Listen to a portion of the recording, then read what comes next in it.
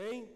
Pois bem, nós vamos nesta manhã falar de um assunto assim, eu diria, bastante emblemático. Olha, no sábado, nós entregamos o primeiro desafio. O primeiro desafio foi cuidar. Não sei quantos se lembram, nós falávamos sobre o cuidar da nossa família. Cuidar da nossa família. Quando Deus nos dirigiu para escolhermos este tema, o desafio de ser família hoje, nós pontuamos alguns desafios, porque tudo que diz respeito à família é desafiador. A primeira coisa que nós precisamos atentar é para rever os cuidados dos nossos, a maneira que nós temos cuidado da nossa família. Não desguarnecermos, não tirarmos os olhos, não darmos tréguas para que o inimigo, Satanás, ele continue cortejando, ou quem sabe tendo liberdade de atuar na nossa família por falta, por ausência de cuidados. A família é uma grande construção. E às vezes, depois que você construiu, você largou. E quando se larga uma construção, uma edificação, você sabe o que acontece.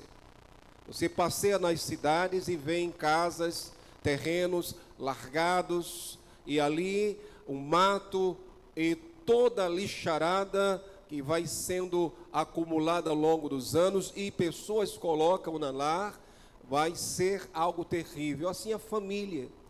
Se a gente não cuidar da nossa família, alguma coisa certamente irá acontecer que não é lá muito boa.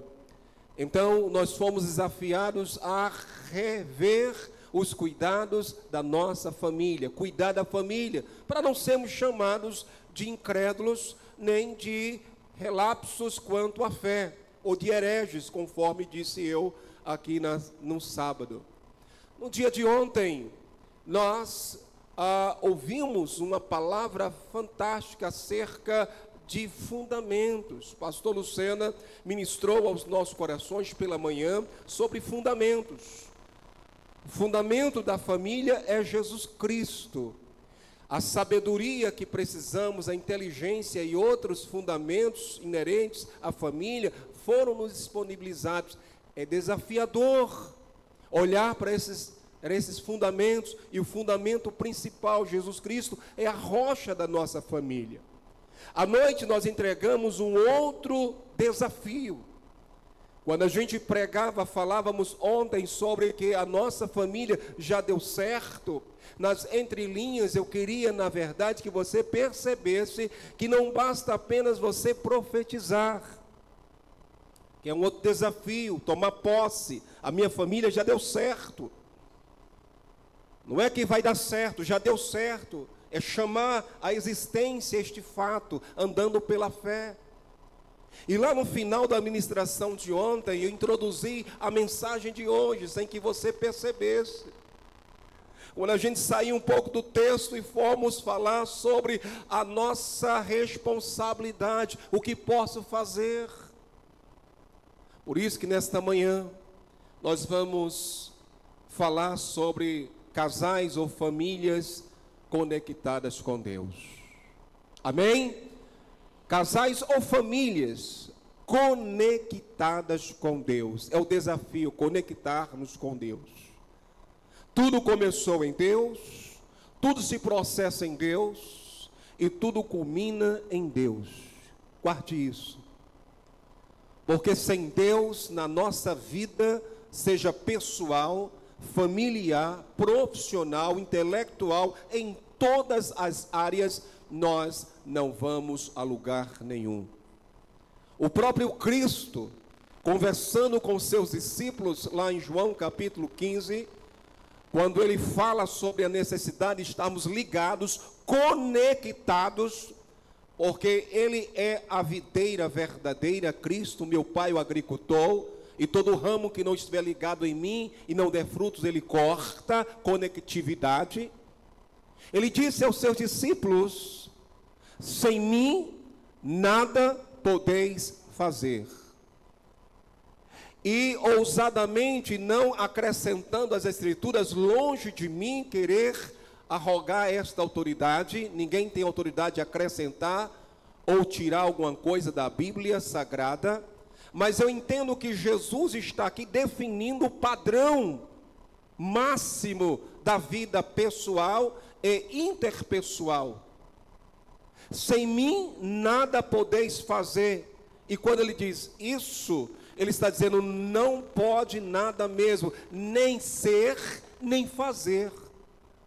Sem Deus você não é nada e não pode fazer nada e não será nada. Se nós tivermos a humildade e a capacidade de chegar a este ponto, as coisas começam a mudar e mudar para melhor.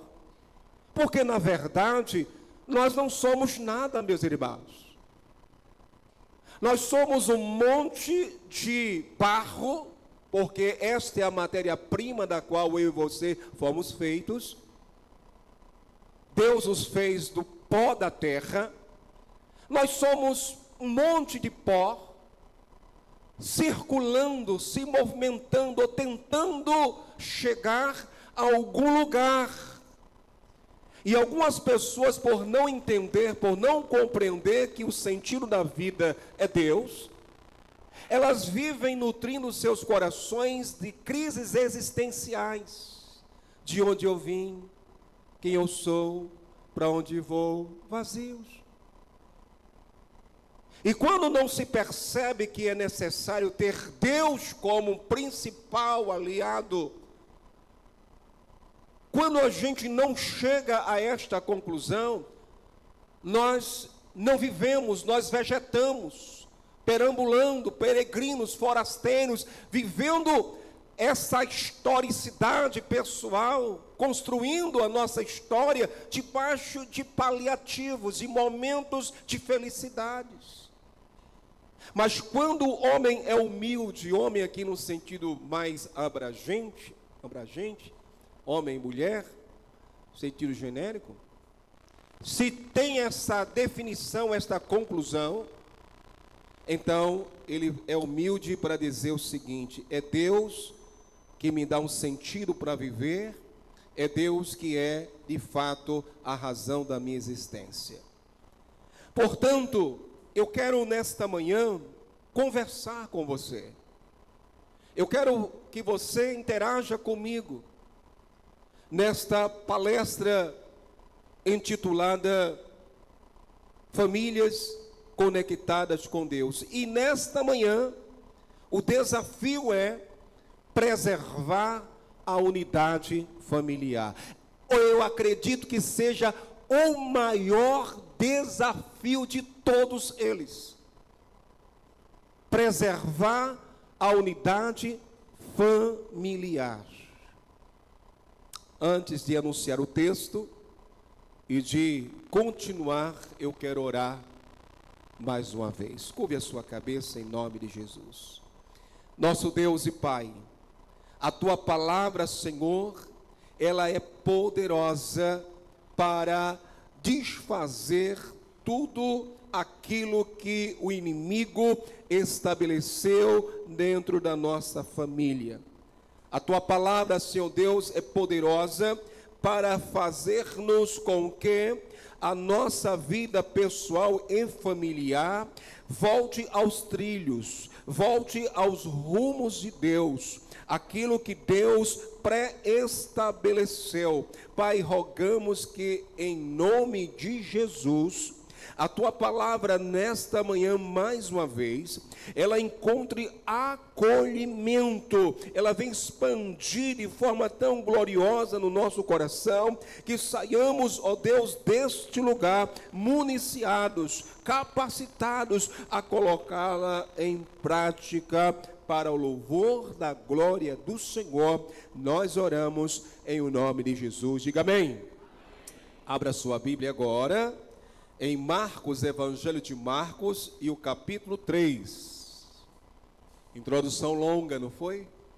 Mas é para que você possa entender que Deus, ele tem assim uma espécie de planejamento neste retiro para que você vá formando esse quebra-cabeça, tá? Nosso Deus é um Deus que planeja e executa seus planos com ordem. Ele é ordeiro, então esse mosaico está se construindo. E no final você vai sair daqui desafiado a enfrentar os desafios da sua família. Marcos capítulo 3, a partir do versículo 20. Em algumas Bíblias vem aí um tema bastante interessante, a blasfêmia dos escribas. Amém? Está escrito assim na minha versão. Então, ele foi para casa, isto é, Jesus. Não obstante, a multidão afluiu de novo, de tal modo que nem podia comer. E quando os parentes de Jesus ouviram isto, saíram para o prender, porque diziam, está fora de si. Os escribas que haviam descido de Jerusalém diziam, ele está possesso de Beelzebu, e é pelo maioral dos demônios que expele os demônios. Então, convocando-os, Jesus lhes disse, por meio de parábolas, como pode Satanás expelir Satanás? Se um reino estiver dividido contra si mesmo, tal reino não pode subsistir. Se uma casa estiver dividida contra si mesma, tal casa não poderá subsistir. Se, pois, Satanás se levantou contra si mesmo e está dividido, não pode subsistir, mas perece. Ninguém pode entrar na casa do valente para roubar-lhe os bens sem primeiro amarrá-lo, e só então lhe saquear a casa. Em verdade vos digo, que tudo será perdoado aos filhos dos homens, os pecados e as blasfêmias que proferirem. Mas aquele que blasfemar contra o Espírito Santo não tem perdão para sempre, visto que é réu de pecado eterno. Isto porque diziam, está possesso de um espírito imundo. Não quero entrar nos méritos teológicos do texto, a exposição textual do texto, mas eu gosto de sinteticamente trazer à luz informações acerca do texto.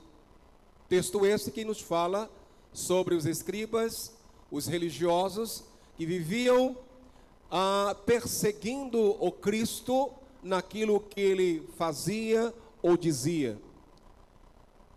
Jesus, ele de fato foi um grande, terrível mal para aqueles religiosos. Eles não viam Jesus com bons olhos.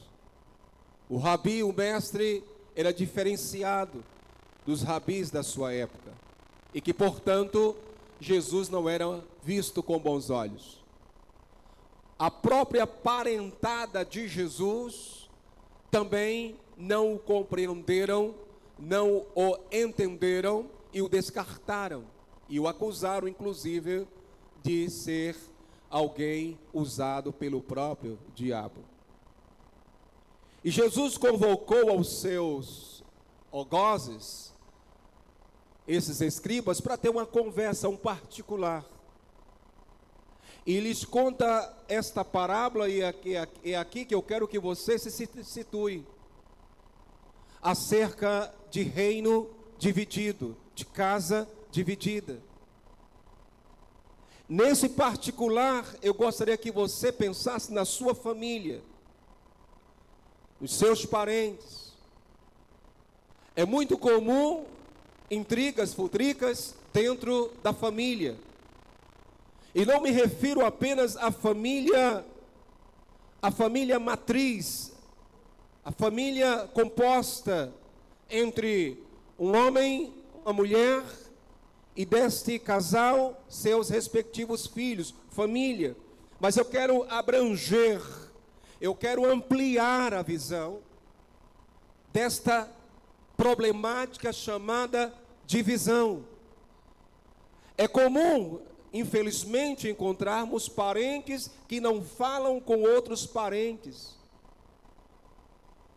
São rixados, não conversam, ficaram de mal, cortaram relações por conta de problemas de ordem mais abrangente também, mais rebuscada, quem sabe, ou por bobagens. De repente não fala com o irmão de sangue, a irmã de sangue. De repente não fala com o sogro, com a sogra. É de mal. Não fala com os tios, com as tias. Parecem inimigos e continuam separados, afastados. E quando a gente vai analisar, foram bobagens, foram coisas de menos valor. Não estou dizendo de amizades que foram destroçadas, que foram quebradas, mas de gente do mesmo sangue. É comum, infelizmente. Teríamos muitas histórias para contar e você ainda mais, se tivesse a oportunidade de contar alguma experiência, ou quem sabe na sua própria família isso acontece. E se nós trouxermos para a família matriz, aquela família que nós já revelamos na nossa própria casa, infelizmente, às vezes, os filhos não falam com os pais não falam com os filhos. E quando acontece, às vezes, de maridos ficarem de mal da sua esposa, ou vice-versa, por semanas, por meses. Vocês se lembram de uma reportagem? Eu sou muito repetitivo. Os irmãos já perceberam, não tenho nenhuma dificuldade em repetir algumas coisas. Alguns anos atrás, o Fantástico exibiu uma reportagem de uma família lá do Ceará, onde aquele homem e aquela mulher, já com a idade já avançada, estavam de mal há 30 anos. Eles não conversavam, 30 anos. E o repórter, vendo aquele casal com netos, filhos ali, houve uma reunião para uma reportagem especial. E aquele repórter se interessou por aquele caso e fez algumas perguntas. Seu fulano, durante esses 30 anos, como o senhor fazia para se comunicar, para conversar com a fulana de tal? Ele dizia, olha, na hora do café, eu dizia, menino, diga para sua mãe que seu pai quer um pedaço de bolo a mais. Menino, diga para sua mãe colocar um pouco mais de café. E a senhora ia lá e colocava. Era assim. 30 anos. E aí o repórter foi aprofundando nesse negócio aí e fez a pergunta que não quer falar, que não quer calar.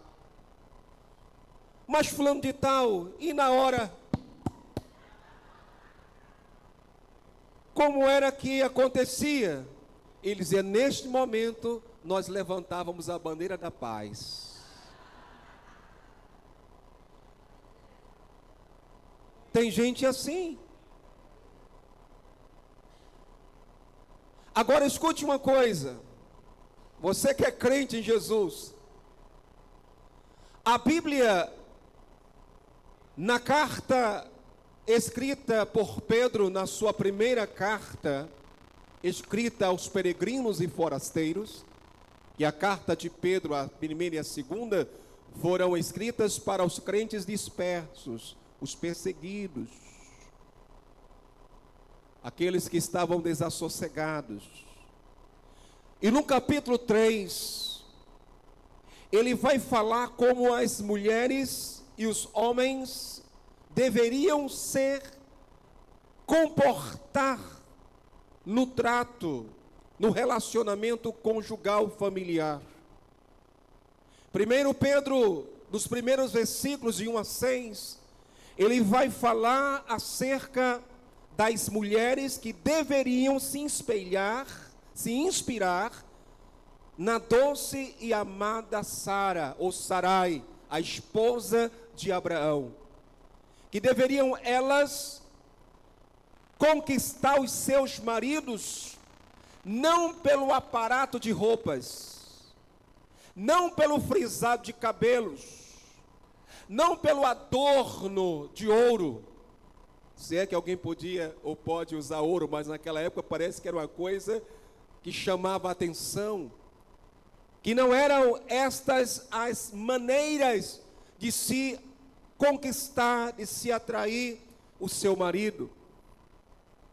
E ele diz, olha, Sara tratava Abraão respeitosamente. Ela respeitava Abraão. Ela tinha um santo procedimento. Era uma mulher que estava ao lado do seu marido, e ele vai colocando algumas qualidades interessantíssimas acerca das mulheres de Deus e um espírito manso e tranquilo.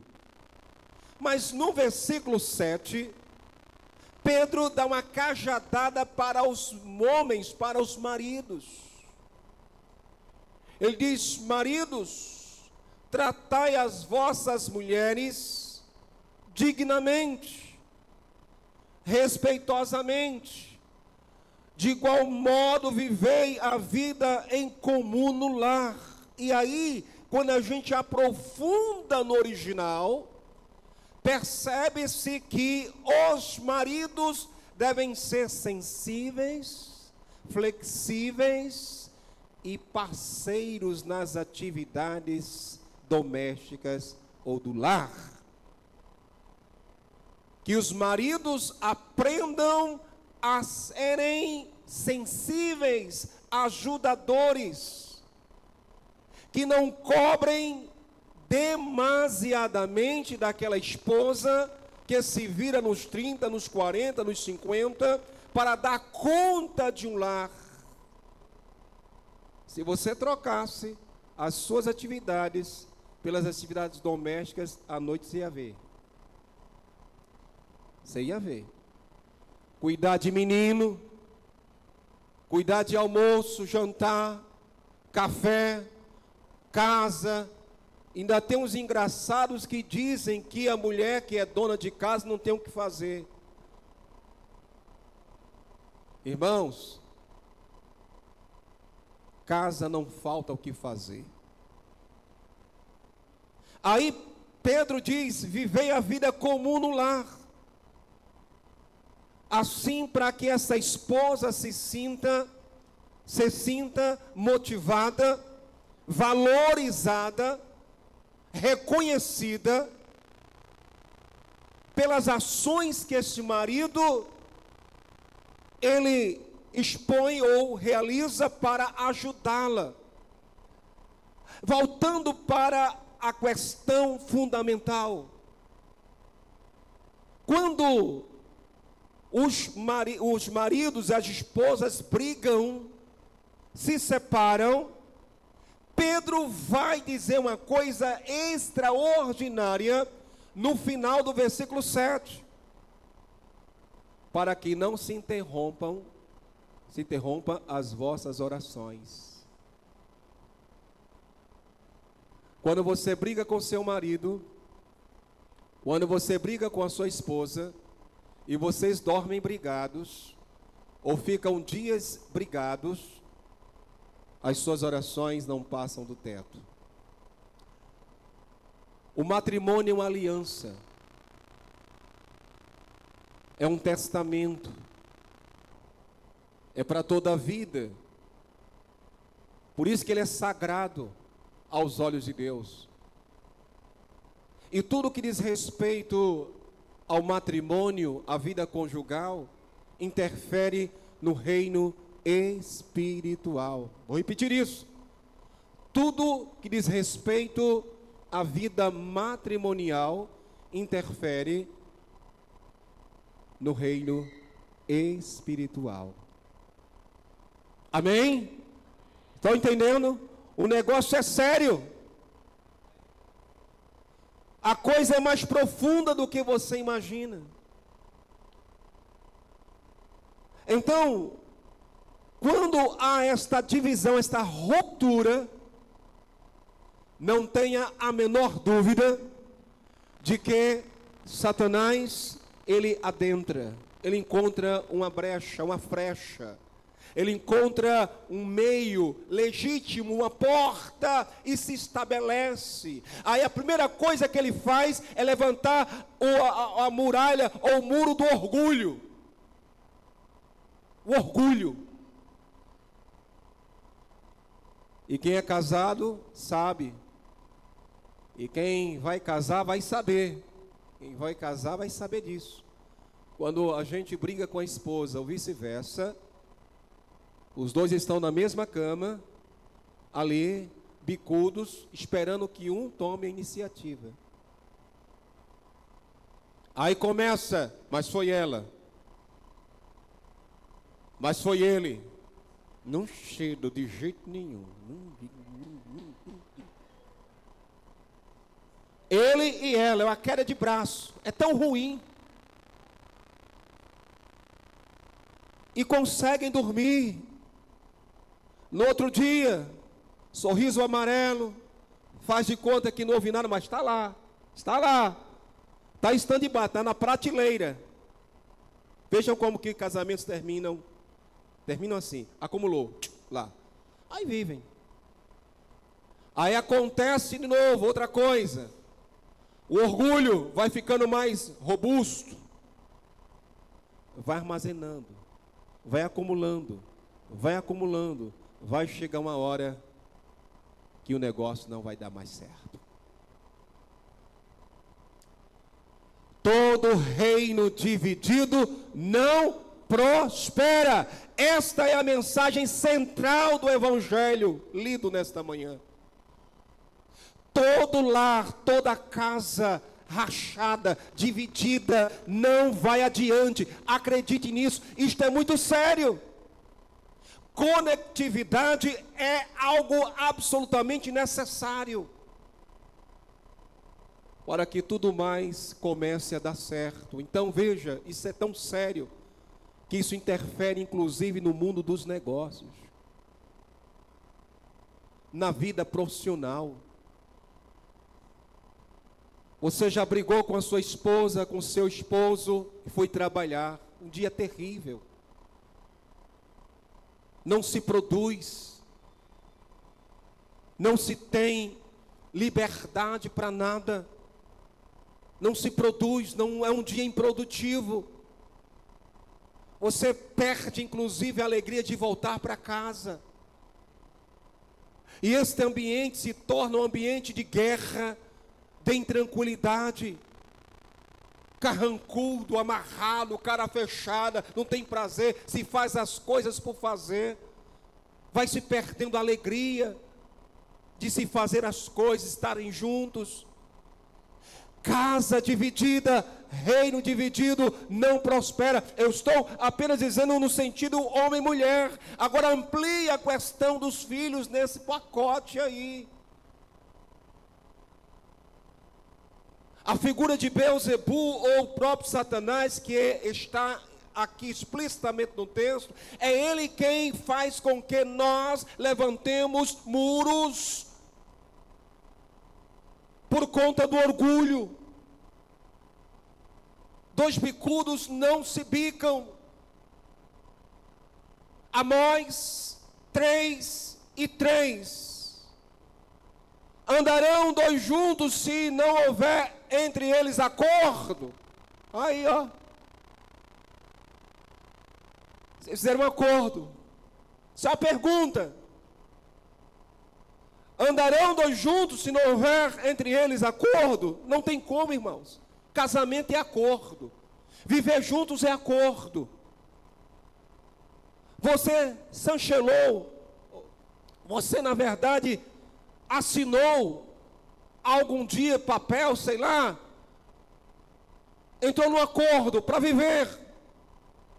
Às vezes dá vontade de pegar o papel, jogar fora, mas a coisa é muito mais séria, a aliança no coração. Deus foi testemunha. Andarão dois juntos, se não houver entre eles acordo? Não tem como. Se você não entrar em um acordo com seu marido, com seus filhos, a coisa não vai para adiante. Não adianta você ser um bom empreendedor, Deus não abençoa, porque você deixa de honrar esta aliança. Casamento é sagrado, matrimônio, família é sagrado. Você diz, tem muita gente bem sucedida aí financeiramente, mas frustrado familiarmente falando. São poucos grandes empresários que são felizes na vida familiar ou conjugal. São pessoas, meus irmãos, que não servem como referencial. Você conhece muita gente bem-sucedida financeiramente, mas no âmbito da família é uma tragédia, é uma tristeza. Por quê? Claro que existem muitas ações que fizeram para que isso não fosse real em suas vidas. Porém, meus irmãos, é porque o reino dividido não prospera. Agora, esta palavra é para crente em Jesus. É para nós. Interfere diretamente no que nós fazemos. Então é importante entrar em acordo imediatamente. Imediatamente. Alguns anos eu li um livro sobre temperamentos, e permitam-me aqui citar, porque o que mais hoje nós temos ouvido é acerca da incompatibilidade de gênio. Minha esposa tem um gênio insuportável, meu marido tem um gênio insuportável. Eu vou ler aqui alguns temperamentos, rapidamente, embora tenha um pensamento assim, diferente, mas é interessante porque nem todo mundo é igual, e não deve ser igual mesmo. Somos indivíduos. O homem é diferente da mulher, a mulher é diferente do homem, e aliás, homens e mulheres, de fato, são opostos, são diferentes. Alguém já disse que o homem é o sol, a mulher é a lua, o sol é sol, sol sempre sol. O sol não muda. Agora a mulher é lua, tem estações. É bronca, meus irmãos. Não é fácil não ser homem. Também não é fácil ser mulher. Agora tem gente aí querendo ser mulher, ser homem.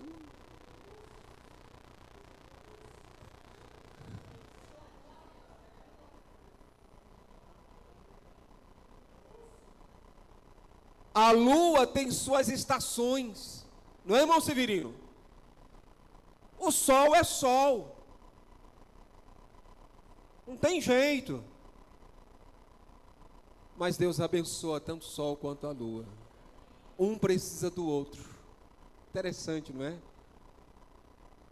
Não é só lua que rege a natureza, o sol também. E é nessas diferenças que se contrai o santo matrimônio, e Deus estabelece a sua bênção sobre os maridos, as esposas e os filhos desta relação. Mas alguém disse que existem 4 tipos de temperamentos. Existem o sanguíneo, o colérico, o fleumático e o melancólico.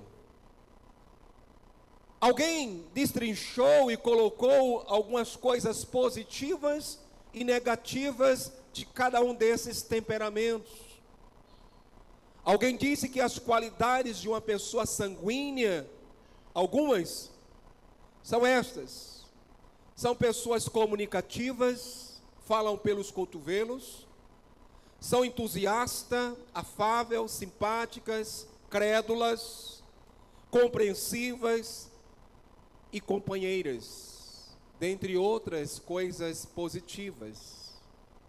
Mas o lado negativo do sanguíneo é que eles ou elas são impulsivas, volúveis, às vezes indisciplinadas, inseguras, barulhentas, egocêntricos, medrosos e às vezes exagera muito. Esse é o lado negativo do sanguíneo. Mas existe um outro temperamento de nome colérico, colérico do lado negativo, enérgico, resoluto, insistente até demais. Parece ser uma coisa boa, mas às vezes insistir com determinadas coisas é ruim. Independentes. Pessoas coléricas, quando se casam, sofrem demais. Principalmente quando já se tem uma vida de liberdade, uma vida de autonomia. Isso vai dar problema sério, se não tiver cuidado. Do lado negativo, essas pessoas, às vezes, elas são prepotentes, são impacientes, vaidosas, autossuficientes, insensíveis. Essas pessoas às vezes sofrem. Agora o colérico também é explosivo, não leva desaforo para casa. Qualquer coisa, tchum! É rancoroso, tem dificuldade em perdoar. O colérico é assim. Comigo é assim. Falou, eu falo. Se eu não falar, eu adoeço. Tem gente assim, não é? Tem gente que, se não falar, adoece. Tem essa necessidade de expor, de se expressar. Eu tenho que falar. Se eu não falar, eu morro. Deixa eu falar, deixa eu falar. Eu preciso falar. Mulher, deixa pra lá. Deixo não. Rapaz, eu não deixo. Você ouve as coisas e fica para lá. Eu não. Está pensando o quê? A sua esposa é assim, não é? Ou seu marido é assim, não é? Eu sei, estou entendendo. Ah, como eu sofro. Mas tem o fleumático. O fleumático, do lado positivo, o fleumático, ele é uma pessoa calma, serena e tranquila.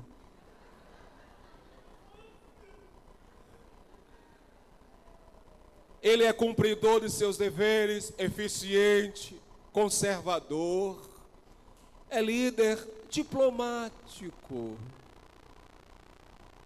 Mas ele é bem-humorado também. Mas seu lado negativo.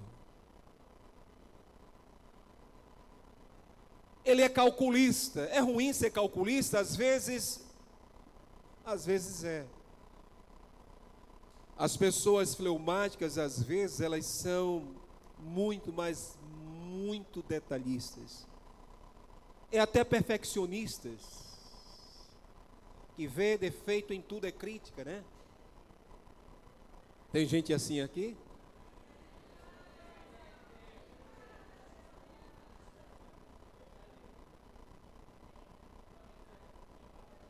Desconfiado, tem desconfiado aí? Às vezes indeciso. Os fleumáticos, eles são introspectivos. Tem pessoas que não falam muito. Sofre demais. Porque aguentam as coisas, dói demais. Mas quando chega lá no quarto, em casa, eu devia ter dito isso. Fica a noite todinha sem dormir, porque não disse, não conseguiu dizer. É não?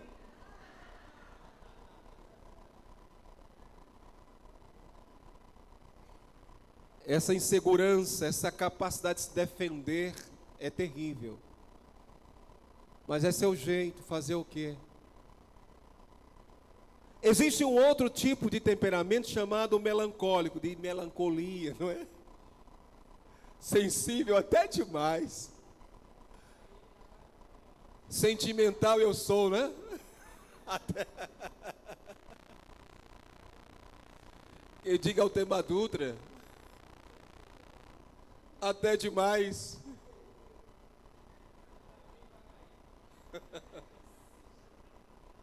Sentimental demais, sofre demais, morre de amores, se doa demais, demais da conta, só, como diz o mineiro.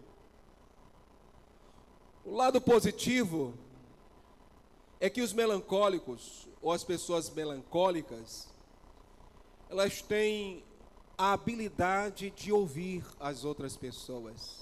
Elas ouvem. A sua sensibilidade, ela é interessante porque ela é a misericórdia aflora. São pessoas que ajudam com facilidade outras, que param tudo para atenção ao outro. Elas sofrem porque se doam muito, naturalmente. E as pessoas, algumas delas, se aproveitam dessas pessoas porque elas têm um coração generoso. Viu, dona Generosa? São pessoas que às vezes quer abraçar o mundo todo, está disposta a ajudar todo mundo, mas ninguém lhe ajuda. Os melancólicos sofrem pelos outros. Sofrem pelos outros. E adoecem-se com facilidade, exatamente por conta disso. Porque há uma sobrecarga sobre elas. O lado negativo, meus irmãos, vai disso para um pouco mais terrível na vida delas. Elas são chorosas demais, mas às vezes se reservam tanto. Existe um estudo recente, eu me esqueço agora o autor do artigo, mas tem-se dito que pessoas melancólicas, elas têm maior facilidade de serem depressivas.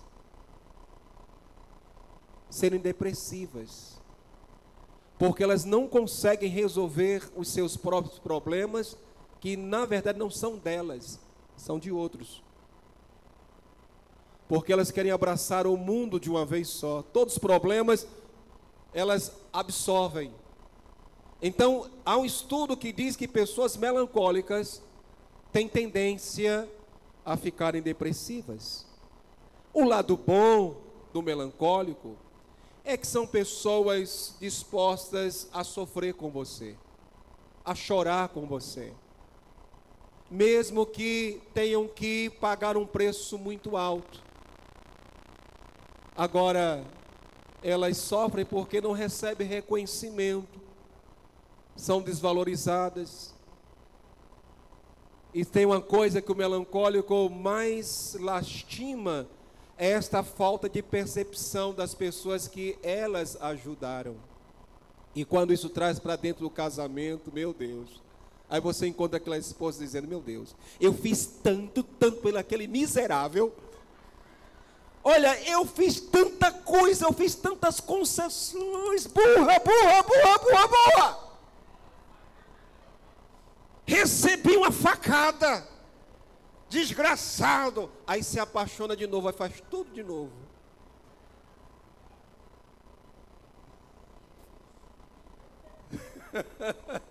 Baixa, menos, calma, muita calma nessa hora. São pessoas que sofrem com a gente. Deus coloca pessoas assim do nosso lado. Porque o colérico se perde porque é explosivo e precisa de alguém. Ei, calma. Ei, não é assim não. Calma. Precisamos de pessoas sanguíneas, alegres sim, que faz piadas às vezes na hora errada. Mas precisamos de fazer outros rir. Deus é tão bom, meus irmãos, que supre as nossas carências. Essas lacunas, se todos fossem iguais. Aliás, alguém fez uma música, se todos fossem iguais a você. Eu acho que seria uma tragédia ao mundo. Se todo mundo fosse igual, não teria graça.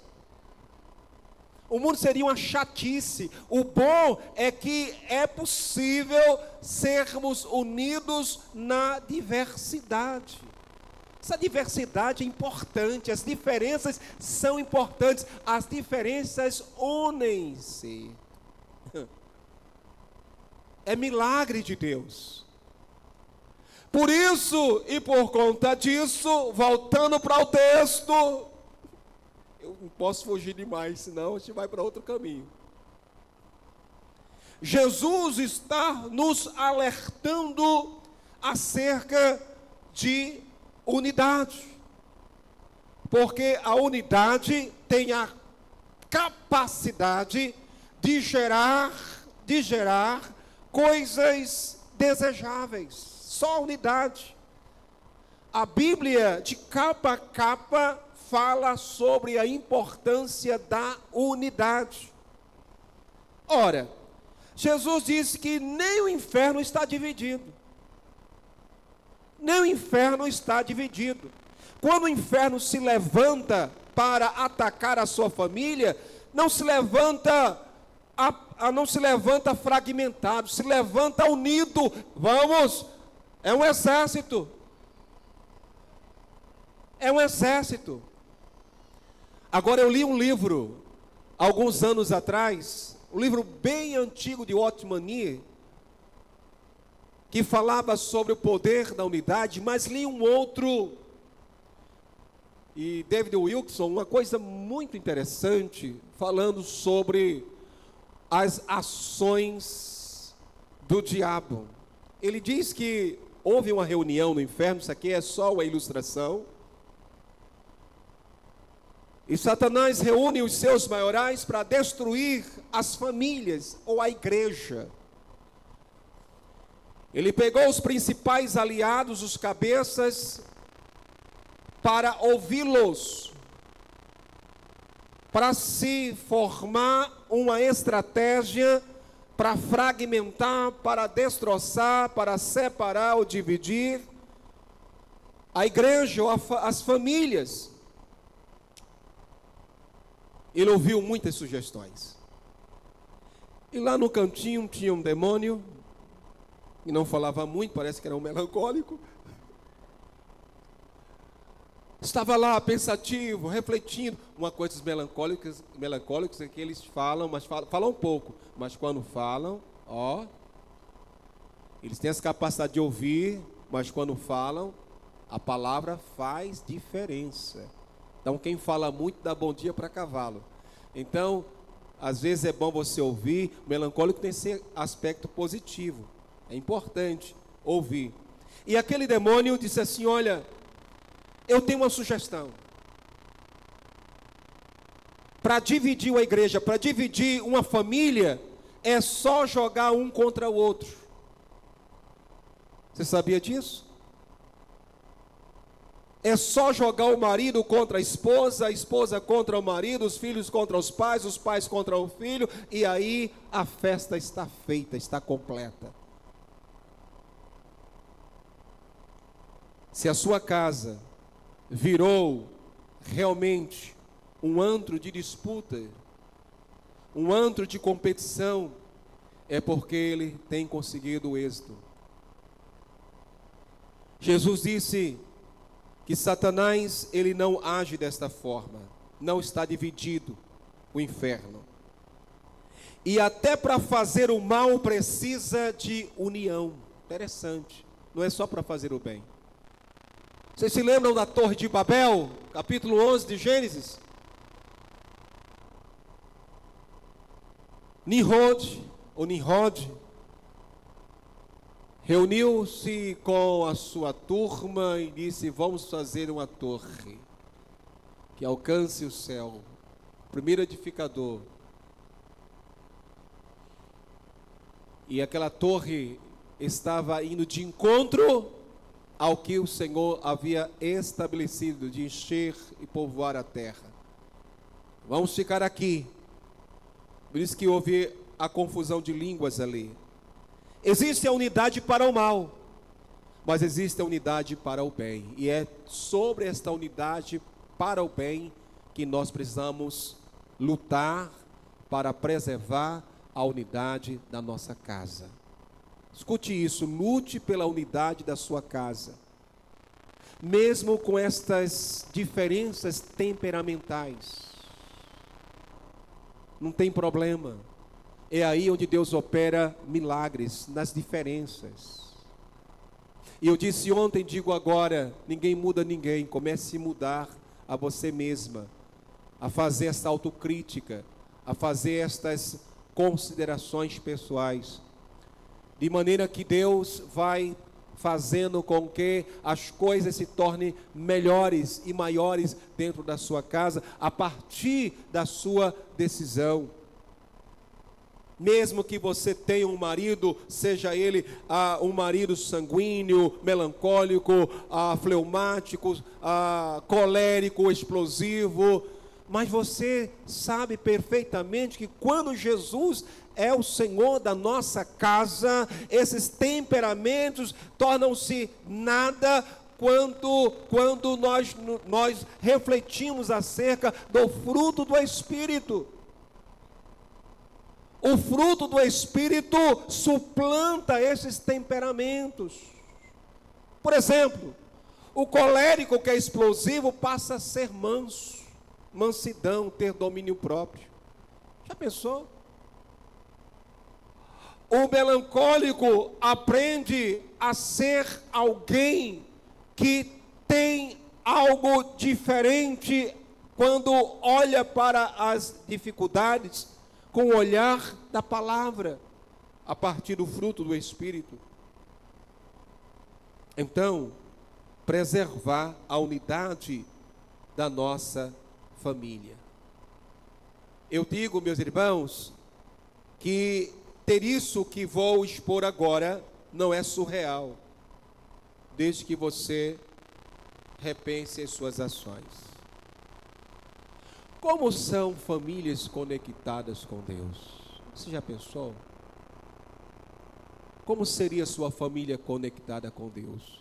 Ou como será, ou como é, depende da sua visão aí. Como seria uma família conectada com Deus? São muitas respostas, não? Mas eu quero pontuar 4 marcas de uma família conectada com Deus. Primeira marca: uma família conectada com Deus olha para a mesma direção. Amém? Uma família conectada com Deus olha na mesma direção. Repito assim: uma família conectada com Deus olha na mesma direção. E aí, sua família está ou não olhando na mesma direção? Então responda. Seu marido está olhando na mesma direção que você? Sua esposa está olhando na mesma direção que você? Seus filhos estão olhando na mesma direção? Ou cada um está olhando em direções diferentes? Se estiver assim, sua família está dividida.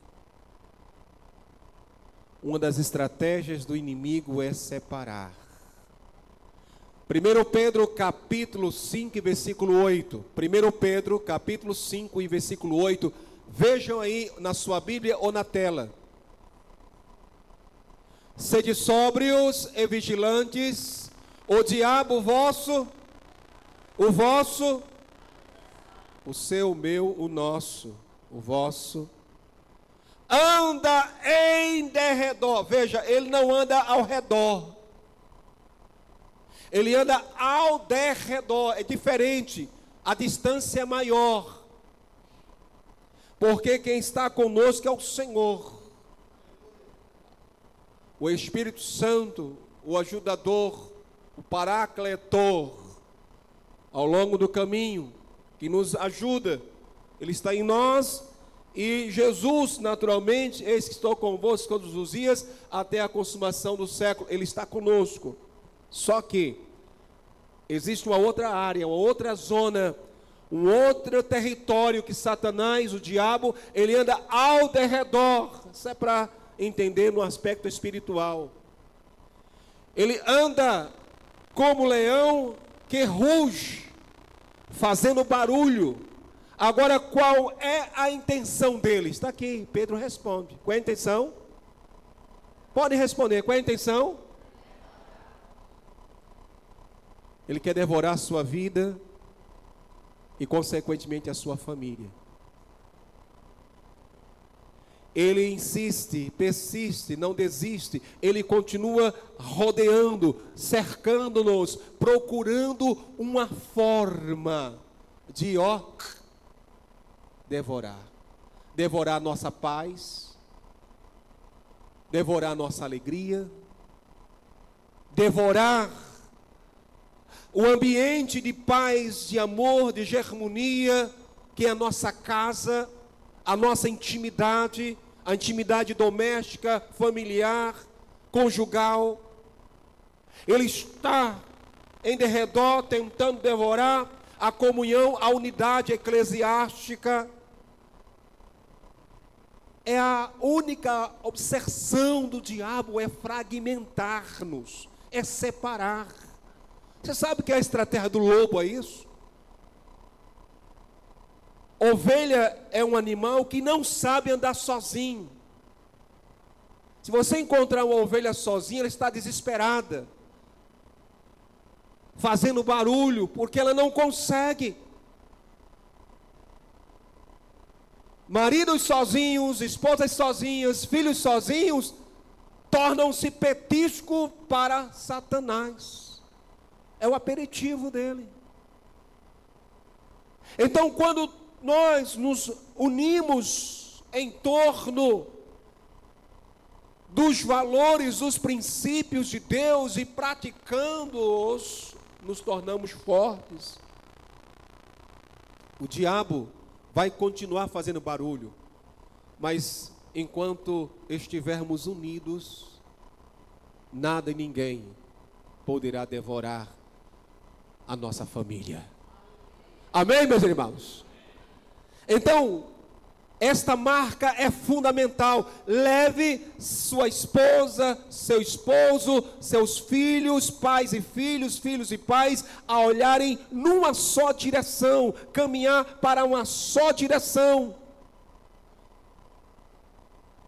Porque se você estiver olhando para direções diferentes, vocês vão se perder. A indecisão, porque a vida familiar é uma longa caminhada. E precisarão estarem olhando para uma só direção. Foi assim no passado, quando Deus tirou o povo do Egito. Eles precisavam olhar para a terra que emana leite e mel. Mas muitos deixaram de olhar. Mas como olhar para uma só direção? Entrando num acordo, andando juntos, num acordo. Hebreus 12:2. Olha só, que olhar para uma só direção está aqui. Olhando firmemente para o autor e consumador da fé, Jesus, o qual em troca da alegria que lhe estava proposta, suportou a cruz, não fazendo caso da ignomínia ou vergonha, como queiram aí, e está sentado à destra do trono de Deus, olhando para Jesus. Olhar para uma só direção, e dizer para este filho, para esta filha, é por aqui, é olhando para Deus, olhando para Jesus. Segunda marca, para preservar a unidade. Eu já coloquei aqui o verbo, vou dizê-lo de novo, andar no mesmo ritmo e na mesma direção. Andar no mesmo ritmo, ou coisa difícil. Tem maridos avechados, não tem? Apressados. Tem esposas apressadas. Tem esposos apressados. Andar no mesmo ritmo. A família tem que andar na mesma cadência, no mesmo ritmo. Por isso que às vezes tem uns mais, não é, que fazem corpo mole. A gente tem que ter paciência para esperar, paciência para levantar, paciência para andar. Já pensou se em sua casa todo mundo levantasse no mesmo horário? Tem uns que ficam, né? De novo, levantar agora. E você vai ter que ter paciência. É assim, irmãos, a caminhada. Andar no mesmo ritmo. Não dá certo o marido andar num ritmo, a esposa em outro ritmo. O problema é este. Ela é proativa, ele não. Ele é corpo mole, ela não. Ou às vezes ele é proativo, ele é azogado. Calma. Você tem uma parceira que é um pouco mais devagar, tenha paciência. Coloque-a no seu ritmo, ou aprenda a desacelerar. O problema é esse, que a gente não tem essa disposição de abrir mão de alguma coisa. A gente quer que as pessoas entrem no nosso ritmo. Só vai se for assim. Ou é assim, ou não é. Não dá certo. Não dá certo. Alguém vai ter que fazer um sacrifício aí. Vai ter que ceder. E compreender. Tem gente desorganizada, tem gente organizada, tem gente que não suporta as coisas fora do lugar, tem outras que fazem vista grossa.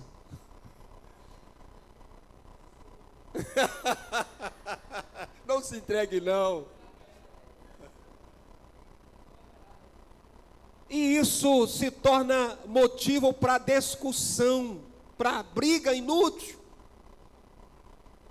Uma vez uma pessoa me procurou e disse assim: pastor, minha mulher está sem falar comigo porque eu quebrei o vaso da sala. Não, veja. Eu disse: olha, seria muito fácil eu aconselhar se você comprar um mais bonito e colocar. Ela não quer. E aquele não tem como consertar mais. Ela está com raiva de mim, brigou comigo.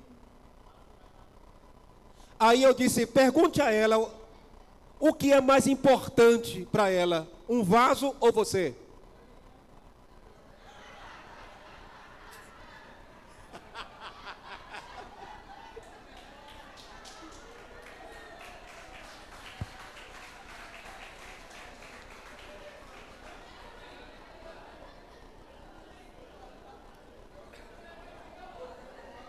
Escute uma coisa. Às vezes, né, é melhor nem perguntar mesmo. É deixar para lá.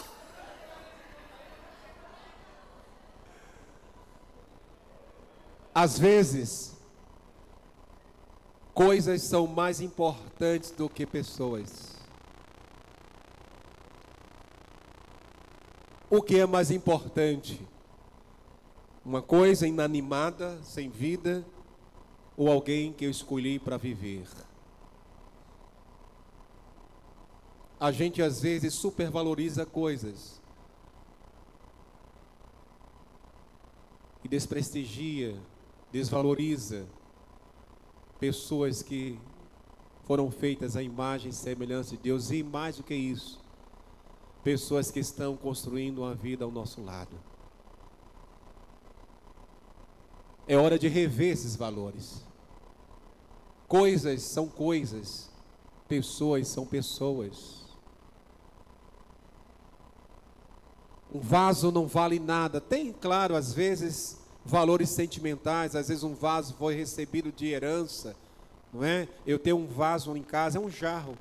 Um jarro que ele tem, eu diria que, eu acho que quase uns 70 anos. Eles têm mais. Que foi da minha avó, passou para minha mãe. Aí estava lá aquele vaso bonito, é de cerâmica. Não quebre não, hein?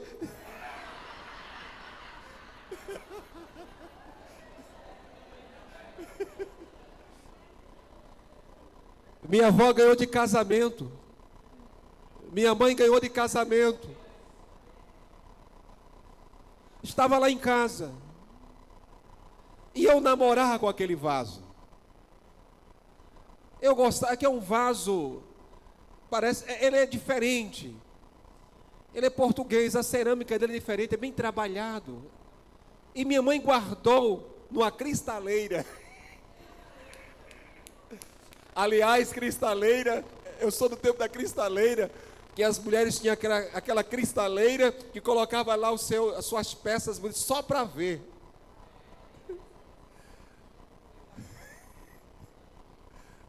Tem mais não cristaleira, né, hoje em dia, né? Tem? Aí escute uma coisa. Aí eu disse para uma irmã que já está no céu, alguns anos atrás, eu disse: minha irmã, olha, minha mãe tem um vaso, eu tenho vergonha por conta dos meus irmãos de pedir aquele vaso. Ela disse: olha, pastor, o senhor compra um bem bonito, leva para sua mãe e troca. Ele disse: eu tenho vergonha, né? Essa irmã partiu e um dia eu estava em casa, fui para lá, fui para cá, minha irmã estava com os olhão desse tamanho naquele vaso, e eu disse: mãe, olha esse vaso aqui, eu gosto tanto dele, meu filho, leve esse negócio, leve, meu filho. Ele disse: é verdade, leve, é seu, toma, leva. Eu perdi tempo, peguei e levei para casa, está lá em casa. Está lá em casa. Eu não sei para quem vou dar aquele vaso. Está passando de geração em geração. Se a Soninha requerer, estou... Está lá. Bonitão. Mas coisas são coisas. Um dia nós vamos morrer. Vai ficar o vaso, vai ficar os talheres, vai ficar as plantas, vai ficar tudo. E às vezes as brigas dentro de casa é por conta de coisas. É o marido que cuida mais do carro do que da mulher. É um ciúmes do carro, da motocicleta, mas não cuida da esposa. A esposa, aquela mulher, as coisas de casa é um brinco, é um brilho, mas o marido, coitado, os filhos, coitado. Gente, coisas são coisas, pessoas são pessoas. Valorizem as pessoas. Andar no mesmo ritmo é você pensar que ninguém é igual. E ninguém é igual mesmo. Você casou com alguém diferente, seus filhos são diferentes. Se você é muito, sabe, eufórico, muito, eu diria, proativo assim, ativista, calma, relaxa. Desacelere um pouco. Agora, não tire o pé do acelerador também, porque senão a coisa não vai adiante. Alguém precisa ser um pouco mais, não é? Mas ore a Deus, traga a pessoa para perto de você, mas de repente você está lá distante, e a pessoa ficando para trás, esse casamento não vai dar certo. Essa família não vai dar certo.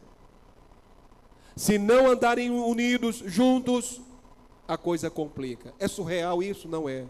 Primeiro, olhar na mesma direção. Segundo, andar no mesmo ritmo. Essa é uma das marcas fundamentais de uma família conectada com Deus. Terceira marca: falam a mesma linguagem. Agora, tem havido um problema muito sério dentro de casa. A mulher tem uma forma, fala de um jeito, o marido fala de outro jeito. Às vezes ele diz uma coisa, ela diz outra, ninguém fala a mesma linguagem. O marido diz uma coisa para os filhos de um jeito, e a mulher diz outra coisa diferente. É uma confusão. Se alguém perguntasse seus filhos a esse respeito, o que eles diriam? Olha, papai diz uma coisa, a mamãe diz outra. Ele faz uma coisa, ela faz outra. Os dois não se bicam, não se entendem. Vivem discutindo, vivem brigando e a gente não sabe o que faz. A gente não sabe o que fazer. Papai estabelece uma coisa, a mamãe desfaz. Mamãe estabelece uma coisa, papai vai lá e desfaz. Eu nunca me esqueço daquela ilustração de um avô, tem avô e eu sou avô também. Daquele avô que foi visitar o seu netinho. Saudade netinho. Chegando lá, aquela criança estava chorando, mas chorando muito, na escada, no banquinho do pensar. E ele ficou olhando, a filha veio, disse: minha filha, o que aconteceu? Disse: olha, fulaninho desobedeceu. Ele não vai sair, não vai ver nada, não vai assistir nada. Vai ficar no banquinho do pensar. O que faz esse avô? Foi apelar para minha filha: deixe para lá, minha filha, você também era criança, você fazia isso também não. O que fez aquele avô? Sentou também na escada e começou a chorar.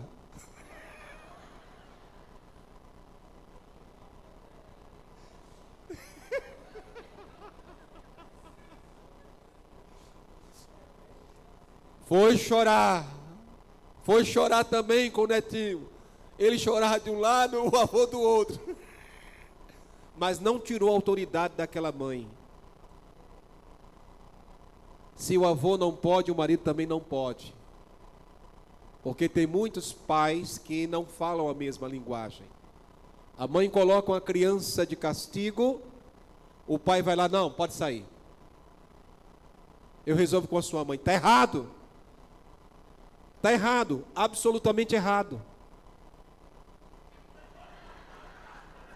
Você veio tirar foto, foi? Tomar um copo com água. Amém. Mas não pode fazer isso.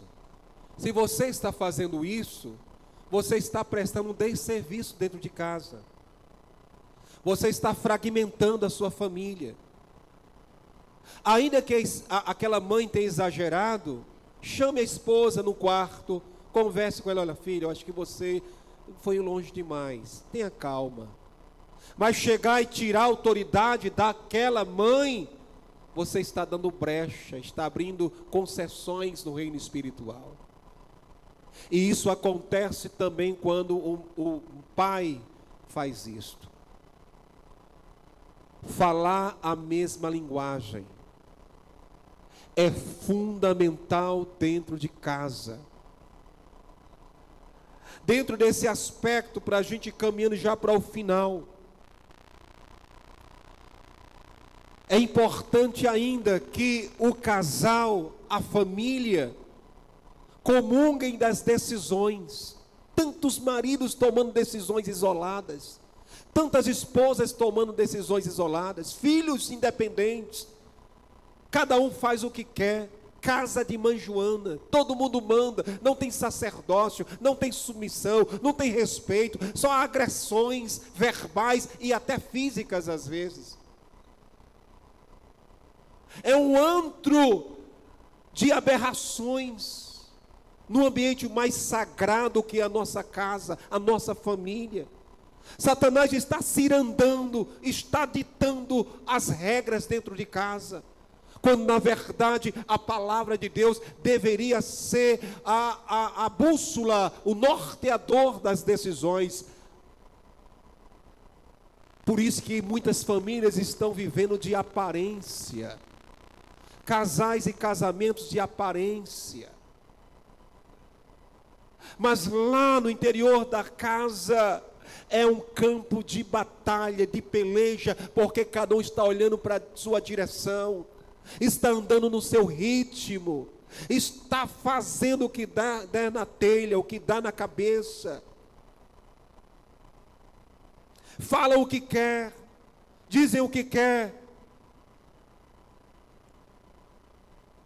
Decisões isoladas, não há comunicação, não há interação.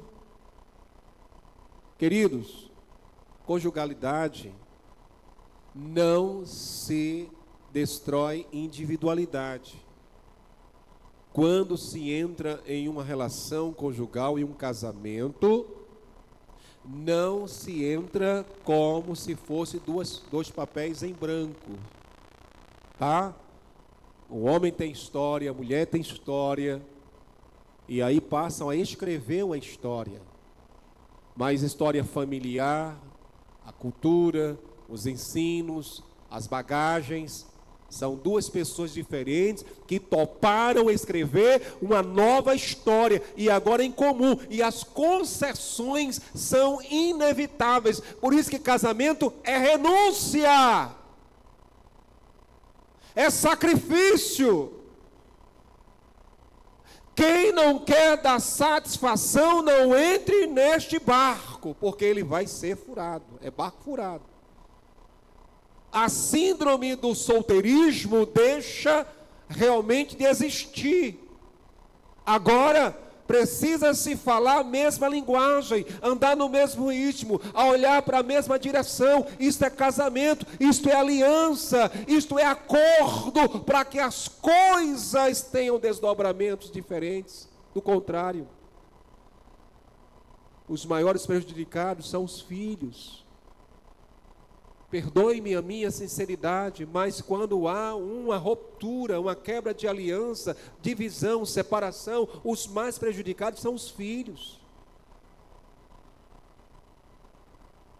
Guarda compartilhada.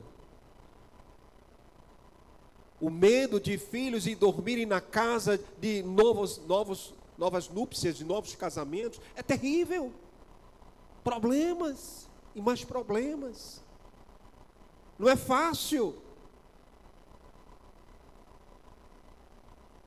A quarta e última marca de uma família conectada com Deus, ou casais conectados com Deus, existem muitas marcas. É o exemplo. É o exemplo para outras famílias. O exemplo do casal para os filhos. Quando o texto nos diz: não remova os marcos antigos que puseram seus pais, ou que os pais colocaram. Quais os marcos que nós estamos deixando para os nossos filhos?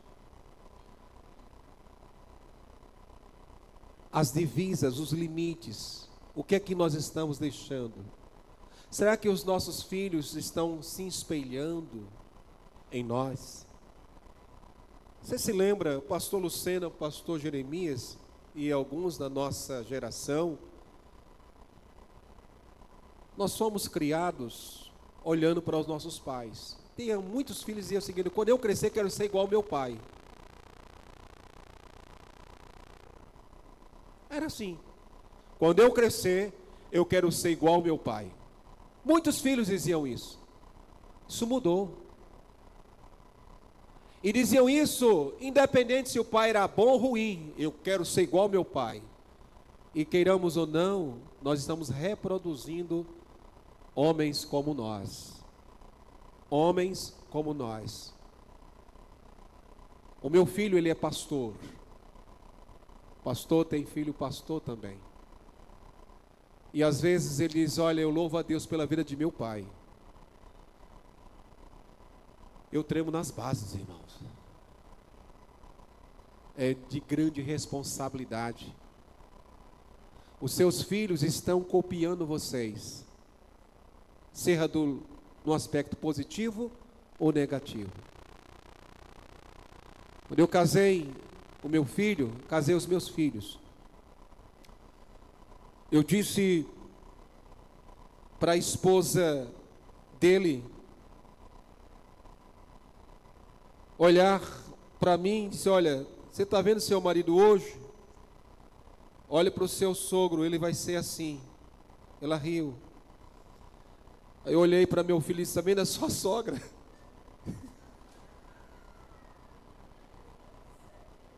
Sua esposa vai ser assim, misericórdia.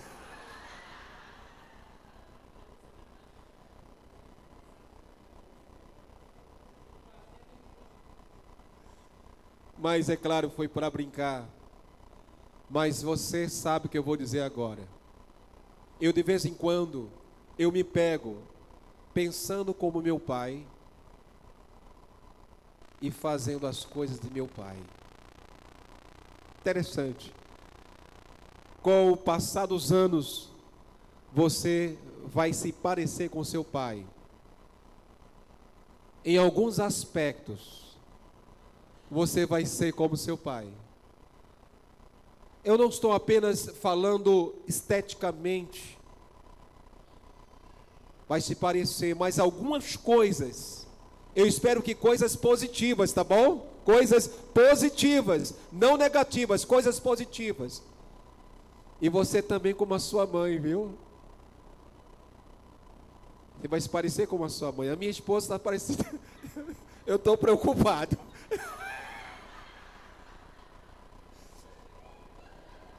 Que Deus a tenha, ela já faleceu. Queria muito que minha sogra estivesse viva. Graças a Deus. Ele sabe que eu gostava demais da minha sogra. Mas tu está se parecendo demais com ela. Misericórdia, Jesus.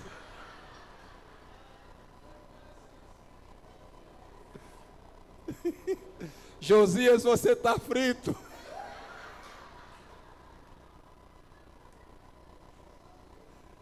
Mas é verdade, você vai, sem querer querendo, evidenciar algumas atitudes da sua mãe. Isso porque você fez uma leitura quando criança.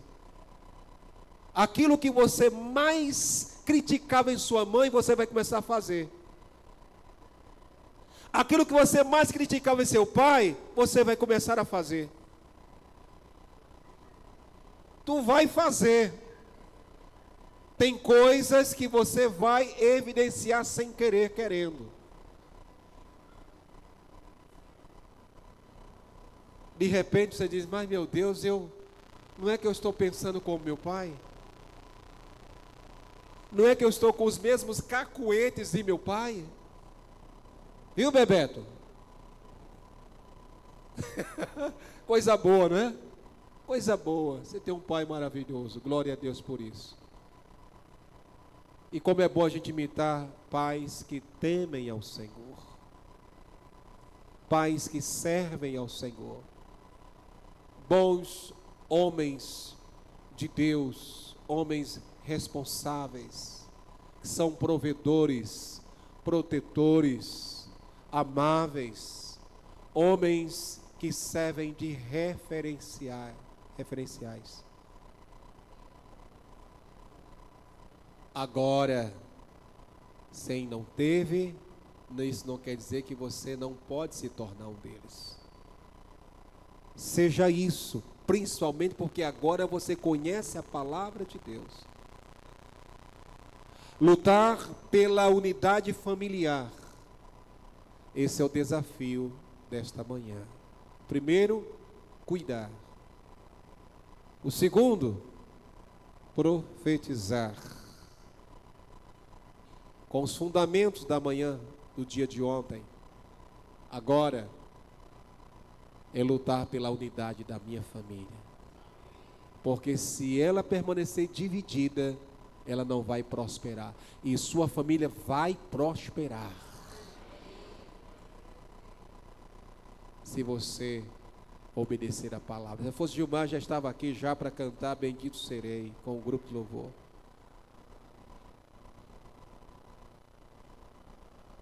Reino dividido ou família dividida não prospera. E você quer prosperar? Você quer prosperar? Amém? Você quer prosperar?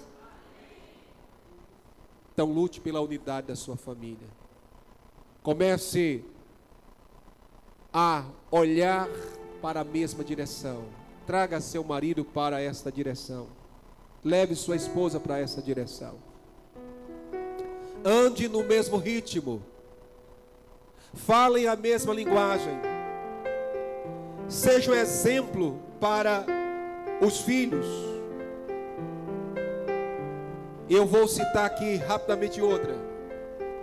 Invista na sua família. Investimento material não é tudo. Tem o seu valor. Tem a sua importância. Mas invista na qualidade emocional da sua esposa, seu marido, de seus filhos, com pequenas ações. Efetividade, afetividade. Seja efetivo dentro da afetividade. Seja eficiente, pequenas ações. Nutra seu relacionamento familiar e conjugal com amabilidade, com coisas pequenas, mas de grande relevância. Mas, sobretudo, invista espiritualmente na sua família. Leve-a para junto de Deus. Leve-a para perto de Deus. Vamos cantar? Fique de pé para cantarmos essa canção, porque eu ainda quero orar pelas famílias nessa manhã. Atente para esta canção. Atente para a palavra. Glória a Deus.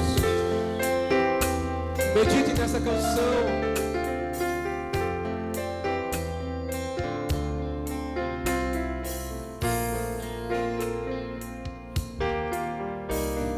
Se atentamente ouvir a Deus e os mandamentos seus, obedecer, o Senhor meu Deus me exaltará sobre todas as nações. Onde eu passar, eu não correrei atrás de bênçãos. Sei que elas vão me alcançar. Onde eu colocar a planta dos meus pés, sei que tua bênção chegará. Declara aí, ó, diga: bendito serei na terra, bendito serei quando eu profetizar. Sei que a minha voz será a voz de Deus.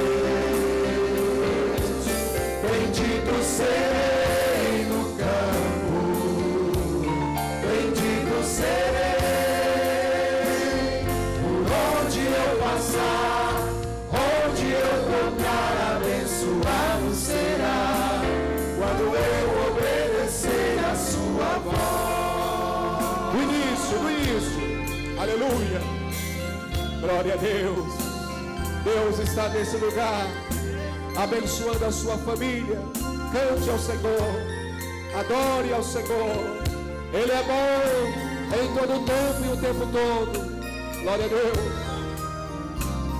Se atentamente ouvir a Deus e os mandamentos seus, obedecer, o Senhor meu Deus me exaltará sobre todas as nações. Onde eu passar, eu não correrei atrás de bênçãos. Sei que elas vão me alcançar. Onde eu colocar a ponta dos meus pés, sei que a tua bênção chegará. Declara em toda posse: bendito serei na terra, bendito serei quando eu profetizar. Sei que a minha voz será a voz de Deus. Bendito serei no campo, bendito serei por onde eu passar, onde eu tocar, abençoado será quando eu obedecer obedecer a sua voz. Bendito serei,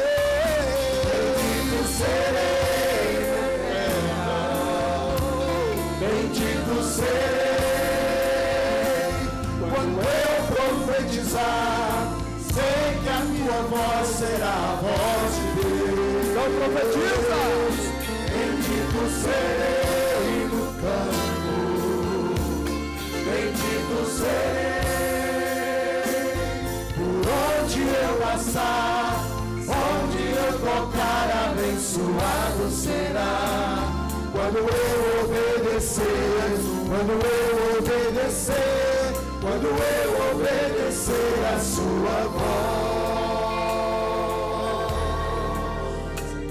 Quando eu obedecer, quando eu obedecer, quando eu obedecer a sua voz. Você pode aplaudir o Senhor. Glória a Deus.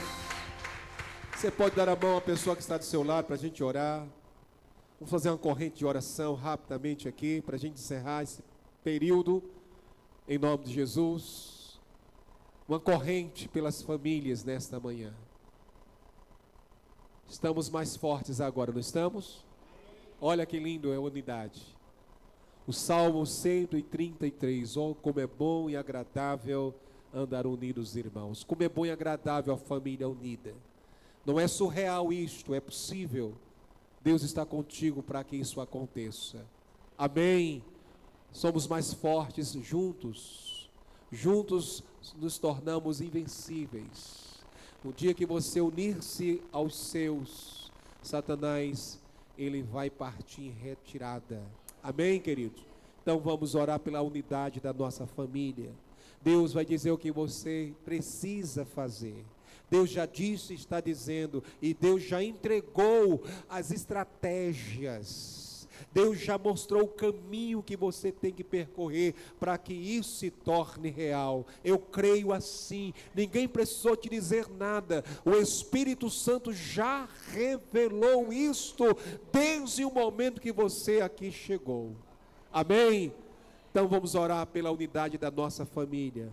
Ore pela família que está do seu lado aí, em nome de Jesus. Pai, nós queremos te louvar e te bendizer, Senhor. Meu Deus, porque é na unidade que o Senhor se manifesta graciosamente. É na unidade que o poder de Deus se manifesta. É na unidade que prosperamos. É na unidade que o teu nome é glorificado, ó Deus. E agora, Pai, nós colocamos a nossa família, ou as famílias diante do Senhor. Meu Deus, nós cremos no poder da unidade. Essa unidade, ó Deus, é para nos tornarmos mais fortes, mais sólidos, mais indestrutíveis, ó Deus, para a glória do teu santo nome. Fortalece as fronteiras, ó Deus, as muralhas da nossa família, blinde as famílias com o poder do nome de Jesus. A tua palavra que é viva e eficaz, ó Deus, seja, Pai Santo, a razão maior da nossa existência. Que a tua palavra, meu Deus bendito, possa cercar a nossa família, e aqui nos referimos a princípios e valores inegociáveis que vão nos dar, ó Deus, suporte para vencer as batalhas da vida familiar e conjugal. E nós te suplicamos, Senhor, que nesta manhã o Senhor opere maravilhas, o Senhor cure, restaure, liberte familiares nesta hora, porque tu tens poder para fazer isso. Nós cremos, meu Deus, no agir do Senhor. Agir do Senhor, ninguém nada pode impedir. E nós profetizamos a vitória das nossas famílias, meu Deus, da nossa família, Senhor Deus, a vitória que há no nome de Jesus. E é neste nome, Senhor, que nós descansamos o nosso coração, nós sossegamos a nossa alma, porque a partir de agora, meu Deus, nós vamos, ó Deus, lutar pela unidade da nossa família. É crendo nisso que nós oramos e tomamos posse da nossa vitória no nome de Jesus. Amém? Deus abençoe.